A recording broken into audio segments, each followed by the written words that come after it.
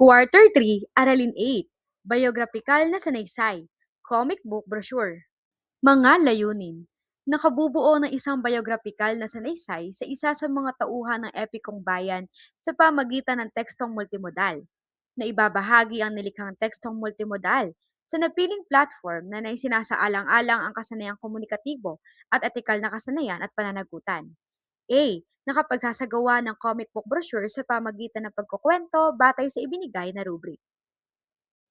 Bago tayo tumungo sa ating aralin, ay magbalik-aral muna tayo. Linyang hugot. Sagutin ang mga linyang hugot. Halimbawa, Facebook ka ba? Bakit? Kasi ikaw na ang face na nagapatibok ng puso ko.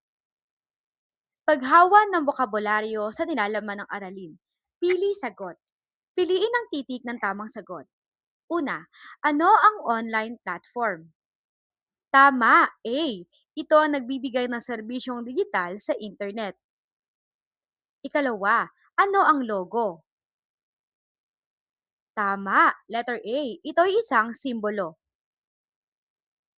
Logo, simbolo. Tukuyin ang mga logo na makikita sa online platform. Una, tama, Twitter o X. Ikalawa, tama, Facebook. Ikatlo, tama, TikTok. Ikaapat, tama, Instagram. Ikalima, tama, YouTube. Tukoy gamit. Ilarawan ng online platform at tukuyin kung paano ito magagamit sa pagbabahagi ng pagkukwento ng iyong comic book brochure. Online platform. Paano magagamit sa pagbabahagi ng brochure? Ano ang mga hakbang sa paggamit? Una ay ang Facebook. Ikalawa, TikTok. Ikatlo, X. Ikaapat, Instagram. At panghuli ay ang YouTube. Paglinang at pagpapalalim. Mahalagang netiquette na dapat tandaan. May mga dapat isaalang-alang sa pagbabahagi o pagkukwento ng nabuong brochure sa napiling platform. Netiquette ang tawag sa tama at wastong pag-uugali at paikisama sa virtual na mundo. Narito ang mahalagang netiquette na dapat tandaan. A. Makipag-ugnayan sa target na audience. Kailangan tiyakin na ang inyong mensahe ay ang interes na nakikinig o manonood. B. Maging consistent sa branding. Ang disenyo at tono ng brochure ay akma sa tugma sa isang layunin sa pagkukwento. C. Maingat sa paggamit ng mga larawan o imahe. Humingi ng pahintulot sa mga imahe na may lisensya at iwasan ang paglabag sa karapatan sa pag-aari ng mga imahe at iba pang impormasyon. D. Maingat sa paggamit ng wika. Gumamit ng wasto ng balarila at iwasan ng mga mapanirang impormasyon na hindi angkop sa nilalaman. E. Magbigay ng tamang credit. Ibigay ang tamang pagkilala o credit sa sanggunian o nilalaman na hindi sa iyo. F. Gumamit ng hashtag. Gumamit ng hashtag na nauugnay sa iyong tema o kategorya upang lumawak ang bilang ng manonood. G. Makipag-ugnayan sa audience. Magbigay ng komento, mensahe, tugon sa iyong mga followers.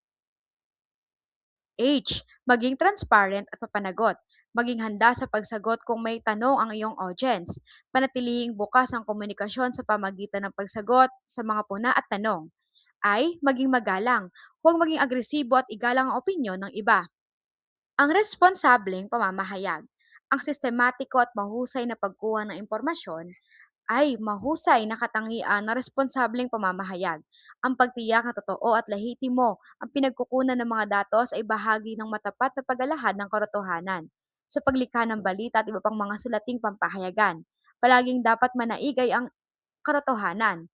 Ang editorial sa bawat pahayagan ay dapat maglahad ng pananaw at paninindigan na nakasalig sa makatarungan at kaunlaran at pambansang kapayapaan. Ayon kay Chaldocno ng 2022, mahalaga ang malaya at responsableng pamamahayag sa lalo pang pagpapayabong ng demokrasya.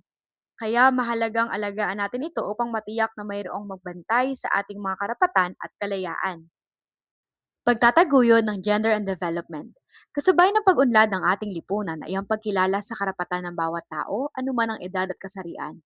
Ang pagkatamasa ng edukasyon ay nagkakaroon lamang ng lubusang kabuluhan kung ang bawat isa ay may kakayang igalang ang kapwa, lalo pa ang mga nasa laylayan ng lipunan. ang mga indigenous people at ang mga hindi nakapag-aral, mahihirap at ang mga sinumang nilalang ay nararapat lamang na igalang. Sulat refleksyon. Isulat ang refleksyon batay sa nabasang netiquette at napakinggang akda. Paglalahat at pagninilay, ikatlong araw. Pabaong pagkatuto, bintana ng pag-unawa. Balikang muli ang napag-aralan upang iugnay ang iba pang konsepto at kaisipan. Pagbabahagi ng comic book brochure. Gabay nilay, dugtungan ng mga pahayag batay sa iyong karanasan sa pagkatapos ng quarter 3. Paalala, magdala ng long coupon band para sa gagawing comic book brochure. Paglalapat, pagbuo.